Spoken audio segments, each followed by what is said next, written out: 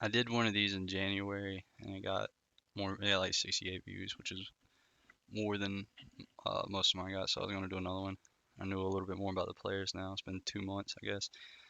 I'm trying not to be super slow with it, but I'll say what I was thinking about. I don't want to do any trades just because you can abuse the trade system here. Like they want this 20, it'll say they want the 24th pick, but they really just want to trade with you. So instead of giving them 24th pick, you could start giving them like these picks and then take their first or something like that. Then do ridiculous stuff that probably won't happen.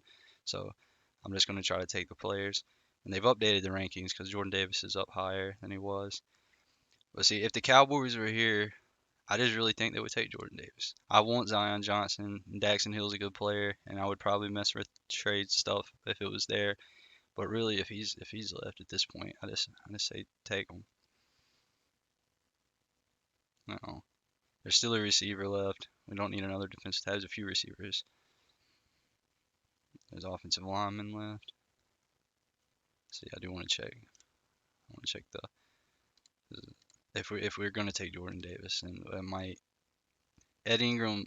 He went up a little bit, but he might be in there in the third. That's what I was hoping. Let's see who else is left. Okay, I'm just gonna. I would take Tolbert, and I'm gonna hope Ingram's there in the third.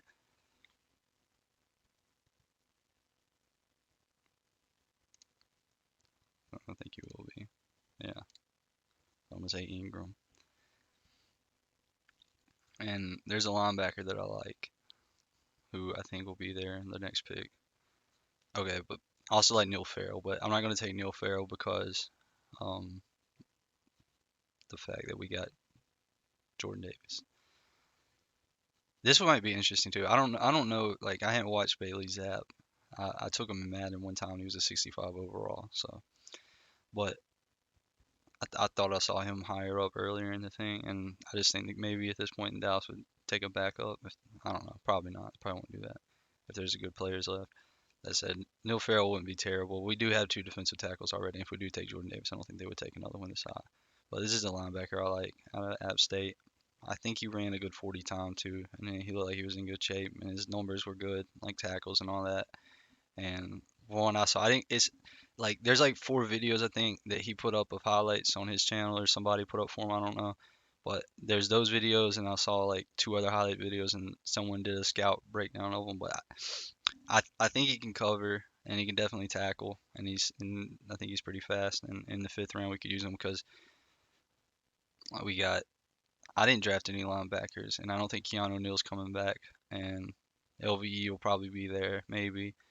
Uh, Jalen Smith's already gone, so then Jabril Cox will be back, and he can cover and stuff, but that's only one player. And I was like, because I've heard people compare it, like you're probably not gonna get someone better than Jabril Cox, and you probably won't, because he's supposed to be pretty good. That's what everybody says. McCarthy likes him and all that. But I just think we'll need more because this is a position where people get hurt anyway, and just play a lot of linebackers, and we had hardly any. So it's just one of my favorite linebackers, especially outside of the first ones. I do think maybe he's similar to Jabril Cox, but I don't think it matters. I think we need a couple. And if we're losing Keanu Neal, he was somebody who could cover. He used to play safety, all that. So it wouldn't hurt to have somebody else. I've been taking those 2 picks almost every time at like 88 and 126. Ingram and okay. And I was about to say take the same. All right. There's another. I like this defensive tackle. Jelani Woods is there. I was like, we could take another linebacker, but I don't want to. But I've done that a few times, but I want just click linebacker. So I meant to go to tight end. Like I see, Jelani Woods went way up in the rankings, but this is still about where I was taking him. But Ferguson was up a lot higher. I don't know if he had a bad workout. I heard something about the Wisconsin players. Those pro days were ridiculous. Like, cause like Leo Chenal's pro day was. Um, I heard Jeff Kavanaugh say it made him like the. I think it was Kavanaugh said it, where it made him the most athletic linebacker if his pro day numbers were accurate combined with his 40 time stuff at the combine, which people were saying might have been a fast track and all that stuff. But Jelani Woods ran good at the combine, and he's really big. I think it says 6'7". I thought I'd seen 6'6" somewhere too, but he's really tall and he ran really good. And if he's still there this late, I would take him because Blake Jarwin's not going to play now, and it doesn't seem.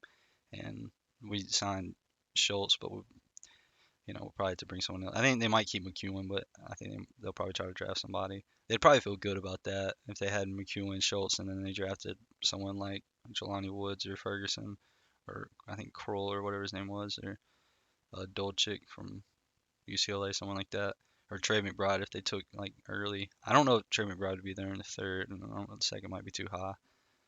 But I thought this was a Calvin Austin. I was about to take him.